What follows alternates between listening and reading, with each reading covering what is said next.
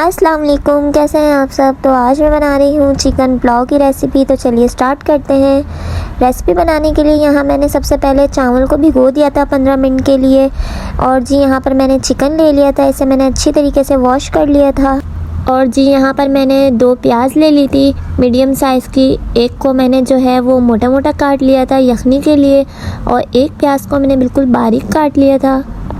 ساتھ ہی میں نے ثابت لہسن یہاں پر لے لیا تھا، اور اس کے بعد میں نے یہاں پر پودینہ لے لیا تھا، اور یہاں ثابت دھنیا اور سونف لے لی تھی، اور یہ ثابت گرم مسالہ لے لیا تھا۔ کچھ اسپائسیز ایڈ کرے تھے، یہ گرم مسالہ تھا پیسا ہوا، اور یہ لہسن ادرک اور ہری مرچیں پیسی ہوئی تھی۔ میں پلاؤ میں ہری مرچیں ثابت اور پیسی ہوئی دونوں ڈالتی ہوں۔ تو یہاں پر یہ پلاؤ کا مسالہ تھا جو کہ میں نے کھلا مسالہ یوز کرتی ہوں۔ 1 ٹیبل اسپون پسا ہوا دھنیا، اور یہاں پر میں نے دہی لے لی تھی 1 کپ کی جتنی۔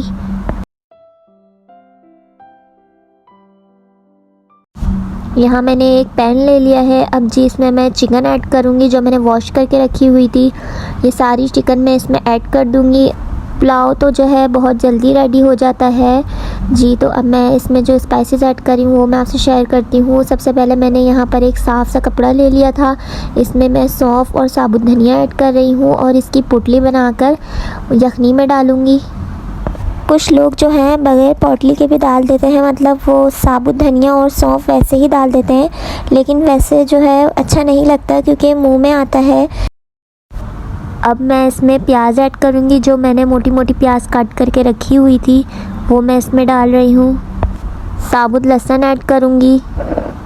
ویسے تو پلاؤ کئی طریقوں سے بنتے ہیں، یخنی کے بغیر بھی پلاؤ بنتا ہے، لیکن یخنی کے ساتھ پلاؤ بہت ٹیسٹی بنتا ہے۔ تو اب میں یہاں پر ثابت گرم مسالہ ایڈ کر رہی ہوں۔ اب میں اس میں پانی ایڈ کروں گی۔ پانی آپ اپنے حساب سے ڈالیے گا، جتنی آپ نے یخنی رکھنی ہے اتنا پانی آپ ڈالیے گا۔ میں یہاں پر 3 گلاس پانی ایڈ کر رہی ہوں۔ یخنی جب بنتی ہے تو اس کی خوشبو ہی الگ ہوتی ہے۔ تو اب میں یخنی کو چولہے پر رکھ رہی ہوں پکنے کے لیے۔ 10 منٹ کے لیے میں اسے پکاؤں گی۔ تو یہاں پر 10 منٹ ہو چکے تھے اور یخنی بالکل تیار ہو چکی تھی۔ اب میں اس کا مسالہ تیار کروں گی۔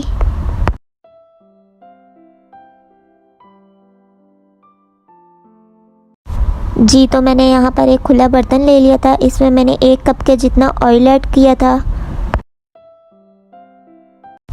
آئل ایڈ کرنے کے بعد اب میں اس میں پیاز ایڈ کر رہی ہوں، جو میں نے 1 پیاز کٹ کر کے رکھی ہوئی تھی باریک، وہ میں اس میں ایڈ کر رہی ہوں۔ پیاز کو میں زیادہ براؤن نہیں کروں گی، بالکل لائٹ سا براؤن کروں گی، کیونکہ زیادہ براؤن کرنے سے چاولوں کا کلر بالکل خراب ہو جاتا ہے، تو میں اسے بالکل لائٹ براؤن سا فرائی کروں گی۔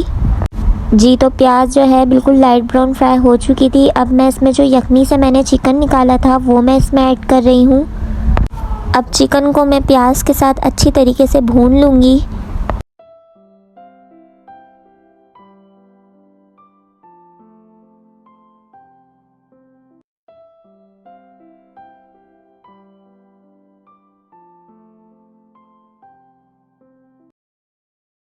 بھوننے کے بعد اب میں اس میں لہسن ادرک اور ہری مرچوں کا پیسٹ ایڈ کروں گی۔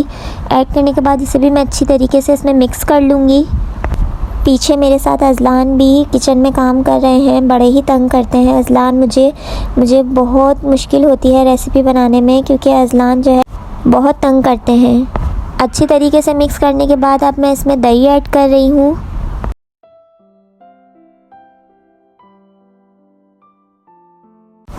ان سب چیزوں کو اچھی طریقے سے مکس کر لوں گی، اور اب میں اس میں پودینہ میں نے کٹ کر کے رکھا ہوا تھا وہ بھی اس میں ایڈ کر دوں گی۔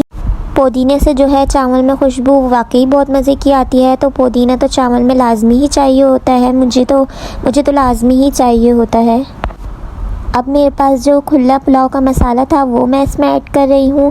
آپ چاہیں تو ساشے والا بھی مسالہ ایڈ کر سکتے ہیں۔ اب میں نے اس میں پسا ہوا دھنیا ایڈ کیا ہے، اس کو اچھی طرح مکس کرنے کے بعد اب میں اس میں پسا ہوا گرم مسالہ ایڈ کر رہی ہوں۔ ان سب چیزوں کو بھوننے کے بعد میں 5 منٹ تک ایسے ہی فلیم پر چھوڑ دوں گی۔ میں اس میں پانی بالکل بھی ایڈ نہیں کروں گی، کیونکہ چکن وہ ایک ہی بھاپ میں گل جاتی ہے، تو بس میں ڈھک کر 5 منٹ کے لیے اسے ایسے ہی چھوڑ دوں گی۔ تو یہاں پر 5 منٹ ہو چکے تھے۔ اب میں ان سب مسالے کو اچھی طریقے سے بھون لوں گی۔ میں سٹارٹ میں بھول گئی تھی دکھانا کہ میں نے اس میں ہری مرچی بھی ایڈ کرنی ہے، جو میں نے کچھ پر جو ہے کٹ لگا لیا تھا اور کچھ کو میں نے ثابوت ہی رکھی تھی، وہ میں نے اس میں ایڈ کر دی ہے۔ آپ کے لیے آپشنل ہے، آپ ڈالنا چاہیں تو ڈالیے گا ورنہ اسکپ کر دیے گا۔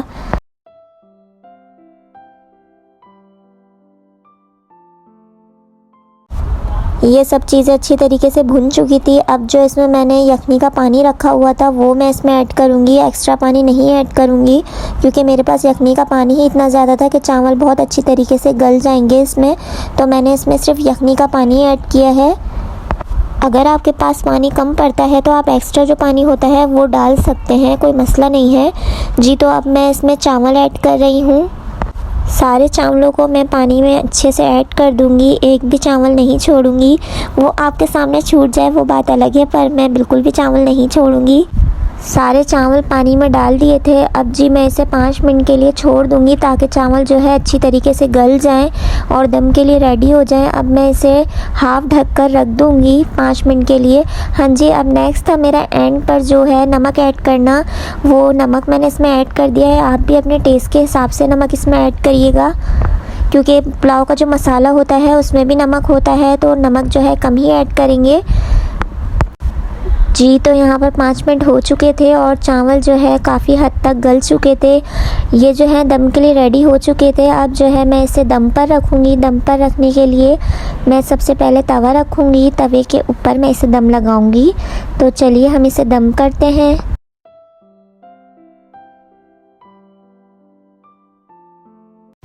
5 منٹ کے لیے میں نے توے کو گرم رکھا تھا۔ اب جی میں اس کے اوپر جو ہمارے چاول ہیں وہ رکھ رہی ہوں دم کرنے کے لیے۔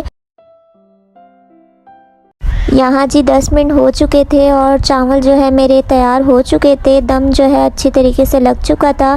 اب میں اسے تھوڑا سا پلٹوں گی اور دوسری طرف سے دم لگاؤں گی۔ چاول جو ہے بہت اچھی طریقے سے دم ہو چکے تھے۔ اب میں اتار کے اسے دکھاؤں گی کہ اس کا فائنل لک کیسا لگ رہا تھا۔ چاول جو ہے وہ بہت ٹیسٹی بنے تھے، آپ لوگ بھی ٹرائی کیجیے گا، انشاءاللہ آپ کو بھی بہت پسند آئیں گے۔ اور جی میری ریسپی آپ کو پسند آئی ہو تو پلیز میرے چینل کو لازمی سبسکرائب کر دیے گا۔ ملتے ہیں آپ سے اگلے ولاگ میں، تب تک کے لیے اللہ حافظ۔